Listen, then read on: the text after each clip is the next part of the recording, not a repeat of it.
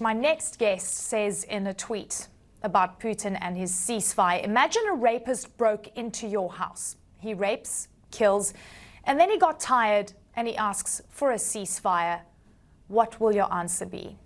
Goncharenko is a Ukrainian member of parliament for the Odessa region, and he joins me now via Skype. Thank you, sir, for joining us. Your comment, frankly, speaks to the trauma, frankly, the fear that your country and your people have experienced over the past 11 months. Russia, in the meantime, says Ukraine rejected the hand of Christmas mercy. I want you to take me through this mistrust based on what you've experienced. Yeah, there is a lot of mistrust because it's not 11 months, it's more than 8 years. Russia started this war against Ukraine in 2014. And from this time, all the time they lied, 24/7. First, Putin said that it is not us who attacked Crimea, that is some people, nobody unidentified, certainly it were Russians. Then he was lying that he doesn't control the separatists in the eastern part of Ukraine. Again, it was lying. Then he was lying that he will not attack Ukraine when he was building up his military presence on our borders. Again, he was lying. So he's lying all the time. And this time he is again lying. He wants he has two objectives. First one is to win the time, because yes, he needs time to refresh, replenish his troops and to restart his attacks. And second objective is to make mess in the international auditoria and internal Russia, to show that Putin is a peacemaker. You know, it's so ridiculous. Man who started the most brutal war after the Second World War, who organized genocide of Ukrainians, who killed thousands and thousands of people, now tries to show himself as a peacemaker. That's the joke. Yeah. Alexei, I have to ask you, I mean, you've also said this in a tweet. Putin has already weaponized food, energy, winter, and now he's weaponizing Christmas. Does your government have information that there could have been attacks on churches during Christmas? Because one of your officials warned people from going to church because of this potential threat.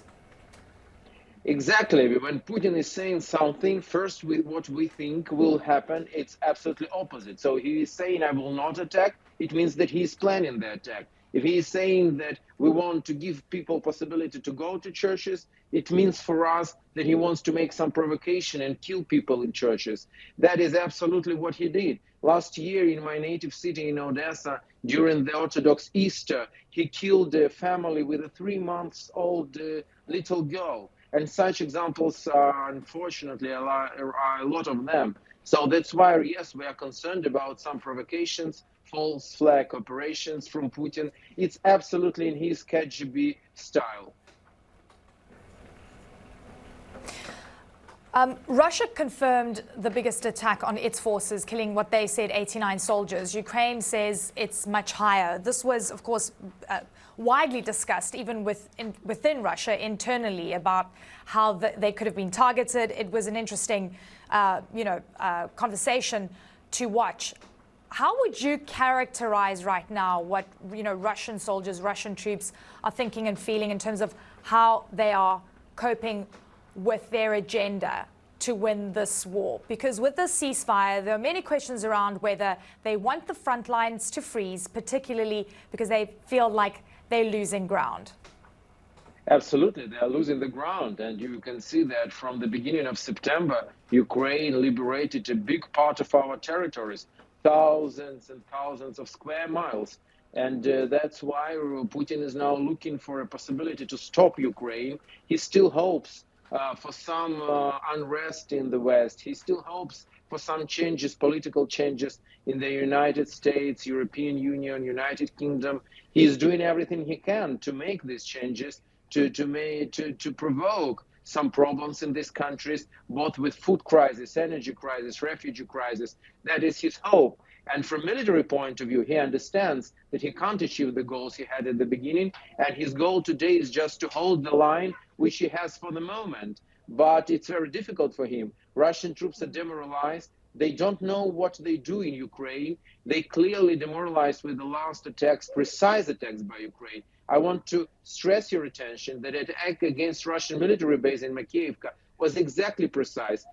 No one civilian was hurt during this attack. It's absolutely opposite to how Russia is doing the war, killing thousands and thousands of civilians. And yes, because of this attack and high losses of Russians, Putin is now trying to show himself as a peacemaker inside Russia too, because he wants to say to his people, "Yeah, okay, I understand that you are suffering, and I want to make some peace," but certainly it's a lie. Yeah.